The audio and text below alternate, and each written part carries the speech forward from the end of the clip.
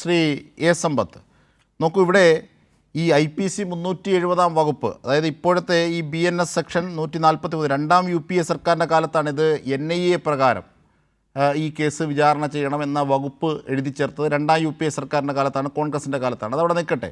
ഏറ്റവും പ്രധാനപ്പെട്ടത് ഇന്ന് ഈ വിഭാഗത്തിനെതിരായി നടത്തിയ ക്രൂരമായ ആക്രമണം, അതിനുശേഷം തെളിവിൽ കേക്ക് കൊടുത്തവരുണ്ട്, മാതാവിന് കിരീടം വെച്ചവരുണ്ട്. ഇവരൊക്കെ അരമനകൾ കയറി ഇറങ്ങി ഇവരുടെ പല വിധത്തിലുമുള്ള ചുവട്ടിലെ മണ്ണിന് ഭീഷണി ഉണ്ടാകുമെന്ന് കാണുമ്പോൾ ആ അർത്ഥത്തിൽ ഇവർ പല വിധത്തിലുമുള്ള വിഴുപ്പലക്കലുകൾ നടത്തുന്നുണ്ട്, അല്ലെങ്കിൽ അതിന് സമാനമായ ശ്രമങ്ങൾ നടത്തുന്നുണ്ട്. അതൊക്കെ ശരിയായിരിക്കാം. പക്ഷേ ഏറ്റവും പ്രധാനപ്പെട്ട ഒരു സംഭവം, സോഷ്യൽ മീഡിയയിലടക്കം ഈ മനസ്സുകൾ, ഇപ്പോൾ മിഥുൻ വിജയകുമാർ അടക്കം പറഞ്ഞ കാര്യങ്ങൾ, ആ മനസ്സുകൾ പുറത്തെത്തിക്കുന്ന ചില വിഷാംശം നിറഞ്ഞ വാക്കുകളുണ്ട്.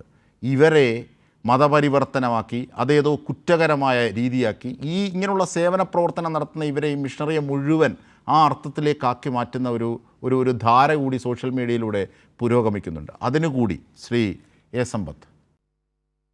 അജിംഷാദെ, ഞാൻ ഇതിൻ്റെ ഈ ഏതെങ്കിലും ഒരു തർക്കത്തിനും വിദണ്ഡവാദത്തിനുമൊന്നും ഞാൻ BJPക്കാരോടോ അല്ല അവരെക്കാൾ കടുത്തതായ BJP സഹയാത്രികനോടോ ഒന്നും ഞാൻ അതിനൊന്നും ഈ വേള വിനിയോഗിക്കുന്നില്ല. സമയം കുറച്ചല്ലേ ഉള്ളൂ.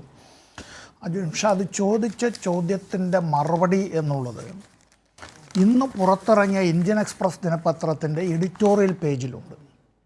ഇന്ന് പുറത്തിറങ്ങിയ ഇന്ത്യൻ എക്സ്പ്രസ് ദിനപത്രത്തിൻ്റെ എഡിറ്റോറിയൽ പേജിൽ കർണാടക ഹൈക്കോടതിയുടെ ഒരു വിധിയുമായി ബന്ധപ്പെട്ട കാര്യത്തിൽ ഇന്ത്യയിലെ സുപ്രീം കോടതി എടുത്ത നിലപാടാണ് apply strict penalties on trolls abusing Ramya എന്നുള്ളതാണ് ആ എഡിറ്റോറിയലിൽ പറയുന്നത്.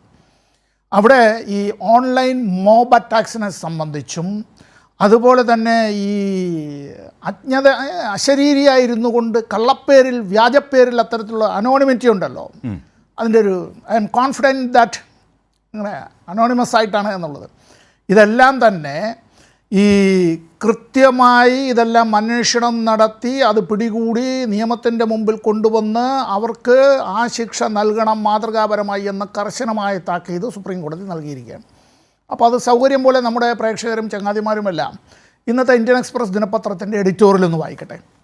2, ഇപ്പോൾ ഛത്തീസ്ഗഡിൽ ഉണ്ടായ ഒരു സംഭവത്തെക്കുറിച്ച് പറയുമ്പോൾ ഇവിടെ നമ്മുടെ സംഘപരിവാർ എന്ന് പറഞ്ഞാൽ ഇപ്പോൾ ചിലപ്പോൾ എന്താണെന്ന് പറഞ്ഞാൽ ചില ആളുകൾ പറയും അങ്ങനെയൊന്നുമില്ല, ഞങ്ങൾ ഇപ്പോൾ എന്താണെന്ന് പറഞ്ഞാൽ രാഷ്ട്രീയമായി BJP എന്നതൊരു സാധാരണ രാഷ്ട്രീയ പാർട്ടിയല്ല. അജിംഷാദും നമ്മുടെ പ്രേക്ഷകർ എല്ലാവർക്കും അവർക്ക് ചിലപ്പോൾ അവർക്കറിയില്ലായിരിക്കാം. അവർ കാണുന്നത് ഇതിങ്ങനെ സാധാരണഗതിയിൽ ഇങ്ങനെ CPIM, കോൺഗ്രസ്, കേരള കോൺഗ്രസ്, CPI, ഇങ്ങനെ പല പാർട്ടികളുണ്ടല്ലോ. അതുപോലൊരു പാർട്ടി, രാഷ്ട്രീയ പാർട്ടി ഇവിടെ ഇന്ത്യയുടെ ഭരണഘടനയെല്ലാം അംഗീകരിച്ചുകൊണ്ട്, ഇതാണല്ലോ ഈ രാഷ്ട്രത്തിലെ ഏറ്റവും പരിശുദ്ധമായ ഗ്രന്ഥം എന്നുള്ളത്. എന്നെ സംബന്ധിച്ച് ഇത് തന്നെയാണ് ഭഗവത്ഗീത, ഇത് തന്നെയാണ് പരിശുദ്ധ ബൈബിൾ, ഇത് തന്നെയാണ് പരിശുദ്ധ ഖുർആൻ, ഇത് തന്നെയാണ് എന്നെ സംബന്ധിച്ച് ഇതിൻ്റെ എല്ലാം ഈ രാഷ്ട്രത്തെ സംബന്ധിച്ച് നമ്മുടെ ജീവശ്വാസം, അതിൻ്റെ എല്ലാ സ്വാതന്ത്ര്യവും നമുക്ക് നൽകുന്നത് ഇത് തന്നെയാണ്.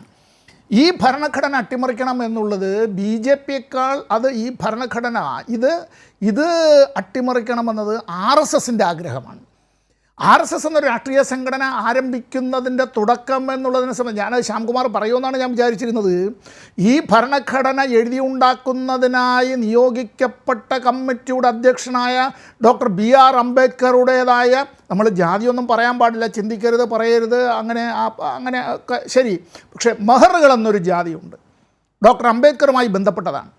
പൊതുക്കിണറിൽ നിന്ന് വെള്ളമെടുത്ത് കുടിക്കുന്നതിനെതിരായി അവരെ തല്ലുന്നതിനും അവരെ ആട്ടി ഓടിക്കുന്നതിനും അവരുടെ ഭവനങ്ങൾ കവർച്ച ചെയ്യുന്നതിനും അവരുടെ സ്ത്രീകളെ മാനഭംഗപ്പെടുത്തുന്നതിനും അവരുടെ കുട്ടികളെ കൊലപ്പെടുത്തുന്നതിനുമായി അങ്ങനെ ആയുധാഭ്യാസത്തിൽ തുടങ്ങിയതായിട്ടുള്ളൊരു സംഘടനയാണ് ഈ വിധത്തിലേക്ക് വന്നത് എന്നുള്ളത്.